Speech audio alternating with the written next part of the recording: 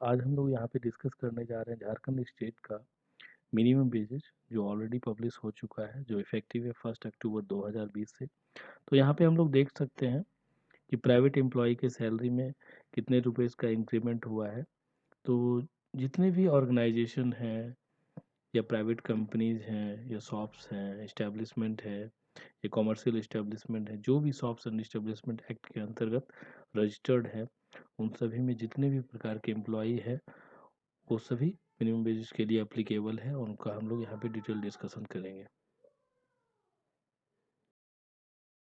तो इस स्लाइड में आप देख सकते हैं कि मिनिमम वेजेस का नोटिफिकेशन ऑलरेडी पब्लिश हो चुका है, जो इफेक्टिव है 1 अक्टूबर 2020 से, और उसका नोटिफिकेशन नंबर है 2/MW-2071/2010,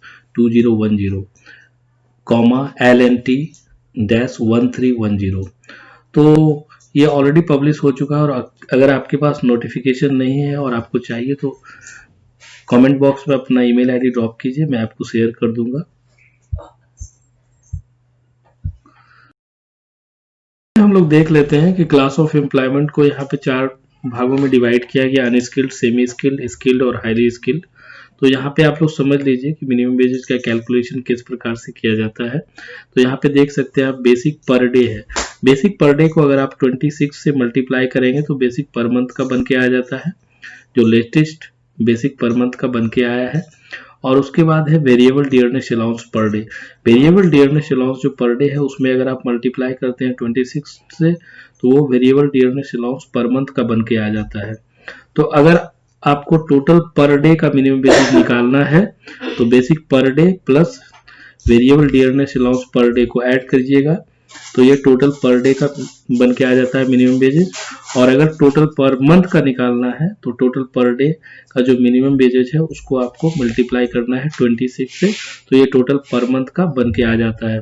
तो यहाँ पे हम लोग देख लेते हैं कि अनस्किल्ड एम्प्लॉय का है 7809.36, सेमी स्किल्ड का है 8181.42, स्किल्ड एम्प्लॉय का है 10784.8 और हाईली स्किल्ड एम्प्लॉय के लिए है 12458.16।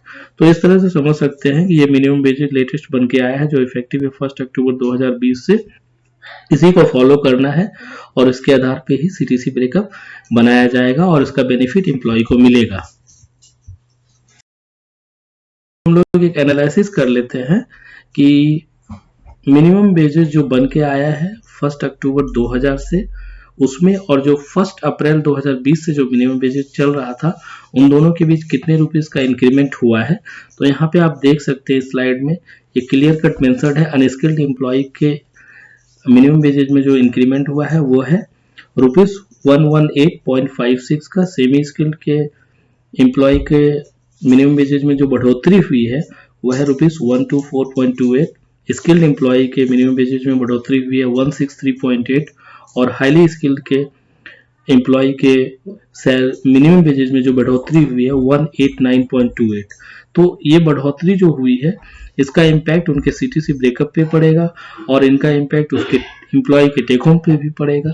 तो इस तरह से हम लोग समझ सकते हैं कि एम्प्लॉय के मिनिमम वेजेज में इंक्रीमेंट हुआ है और उसका इम्पैक्ट सीटीसी पे भी पड़ता है, और इसका बेनिफिट जो भी झारखंड स्टेट के एम्प्लॉय हैं जो काम कर रहे हैं प्राइवेट सेक्टर में सभी को मिलेगा।